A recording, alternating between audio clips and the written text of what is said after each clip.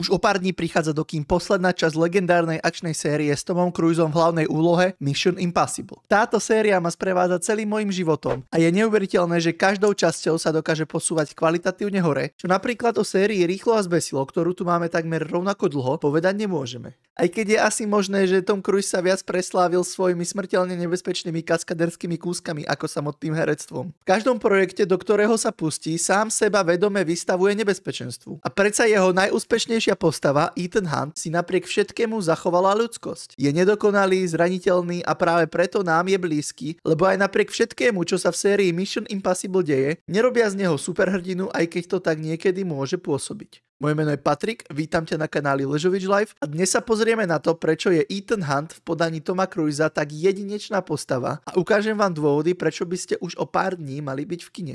I can understand you're very upset.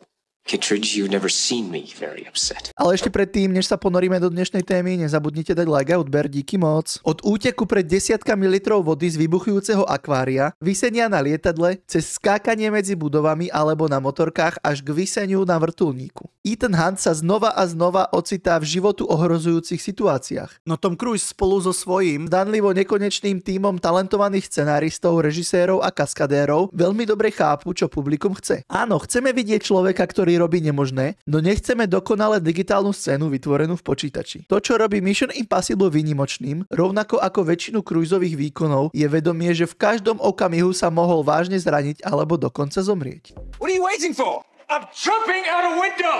What do you mean you're jumping out of a...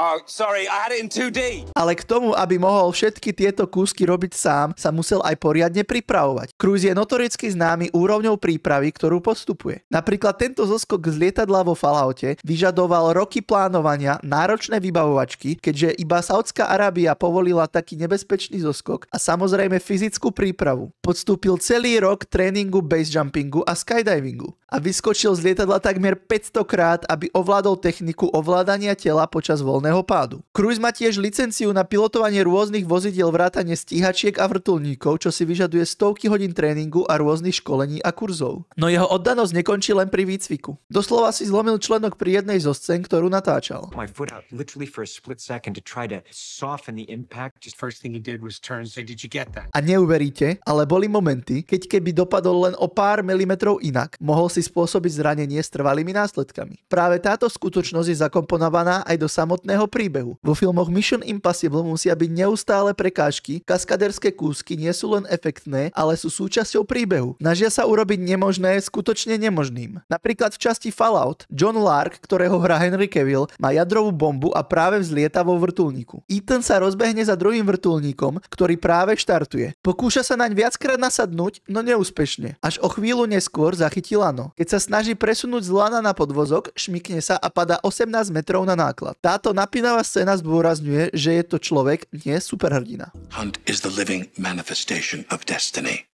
and he has made you his mission. Ale aby som ho tu len nevychvaloval, na papieri je Ethan Hunt vlastne nudný charakter. Špión, ktorý vždy zachráni svet a vždy urobí správnu vec, aj keď nemá kam uhnúť. No to, že takmer vždy zlyháva, je spôsob, akým filmári udržujú príbeh vierohodný a svieži aj po toľkých dieloch. Režisér Christopher McQuarrie, Cruiseov dlhoročný spolupracovník, má jedno pravidlo. Diváci musia najprv zjesť zeleninu, až potom si zaslúžia koláč. Mission Impossible je tou zeleninou počet zlyhaní Ethana. Čím viac zlyháva, tým viac nás uspokojí, keď sa mu to nakoniec podarí. Ďalšia vec, ktorú tieto filmy robia skvelo, je, že samotný svet ide neustále proti Ethanovi. Technológie, ktoré používa, mu zlyhávajú, ľudia ho zrádzajú, alebo sa mu do cesty postaví niečo úplne nepredvídateľné. Napríklad tu v časti Ghost Protocol, kde sa Ethan Hunt musí vyšplhať na 130. poschodie Burj Khalify pomocou špeciálnych rukavic s elektronickým prisávaním. Aj keď mu to príde úplne šialené, I'm telling you, we can get to it from outside. We?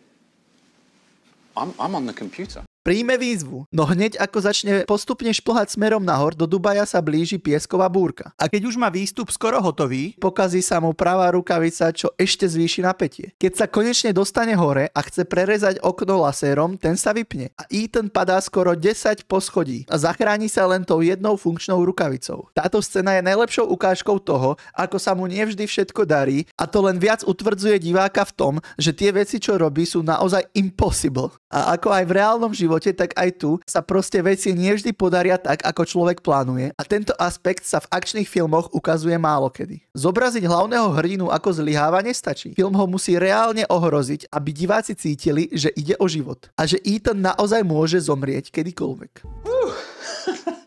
That was not easy. What I miss? Teraz si to porovnajme s úvodom Mission Impossible 2, kde Ethan šplhá po skalách. Vyzerá to pôsobivo, ale nie je to súčasť deja. Je to len otváracia scéna. Divák vie, že postava nemôže zomrieť hneď na začiatku a Cruise sa pritom usmieva a smeje, aj keď skáče z útesu na útes a šmíka sa dolu. Nie je tam žiadne napätie, len póza, že haha, aký som frajer. Režisér John Woo nechcel ukázať zraniteľnosť Ethana Hunta. Tento film je skôr operou chaosu, kde sa dvaja muži preháňajú na motorkách a narážajú do seba. Tom Cruise a John Woo si pri natáčaní vôbec nerozumeli a výsledok nedosahoval kvalitu prvého filmu, ktorý režíroval Brian De Palma. A za mňa druhá časť patrí k tým najhorším zo série, čo dokazuje aj hodnotenie od divákov, ktoré má druhá časť najhoršie zo všetkých a zase najlepšie hodnotenie má zatiaľ posledná časť, čo len potvrdzuje moje slová zo začiatku, že táto séria každým dielom stúpa na kvalite. Aby sa zamaskoval slabší príbeh a estetika dvojky, marketing stavili na Cruiseové kaskaderské výkony. Jednou z hlavných lákadiel bola scéna, kde sa skutočný nôž zastaví len 8 mm od jeho oka. V istom zmysle práve vďaka kreatívnemu zlyhaniu dvojky sa zrodila predstava o Tomovi Cruiseovi ako o hercovi, miliardárovi, ktorý sám robí všetky scény a riskuje pre nich život. You're talking about Tom jumping out of a plane. Is traveling at 165 miles an hour. De Palma, Woo aj J.J. Abrams, každý z prvých troch režisérov zanechal v sérii svoju stopu. No jediný, kto udržal Ethana Hunta ľudským, je Christopher McQuarrie. Od scenára pre Ghost Protocol, kde sa síce v titulkoch neobjavuje, no významne sa podieľa na scenári, až po režiséra a scenáristu ďalších 4 častí. Takže má prsty v najlepších častiach série a verím, že takisto dopadne aj táto posledná časť, ktorú takisto režíruje. Podarilo sa mu brilantne skombinovať napätie globálneho nebezpečenstva s tým, aby postavy nikdy nepôsobili ako superhrdinovia. Mission Impossible patrí medzi najlepšie akčné filmy poslednej dekády a to vďaka jednoduchej zásade. Zachovajme Ethana Hunta človekom a nie superhrdinom. Extrémne sa teším do kina na túto akčnú pecku a dúfam, že som vás týmto videom nalákal, aby ste išli do kina tiež, lebo tento film si zaslúži uspieť. Dolu do komentárov mi napíšte, či plánujete ísť do kina na tento film a či ste rovnakí fanúšici tejto série ako ja. A samozrejme, nezabudni na like a odber, díky moc. I need you to trust me. One last time.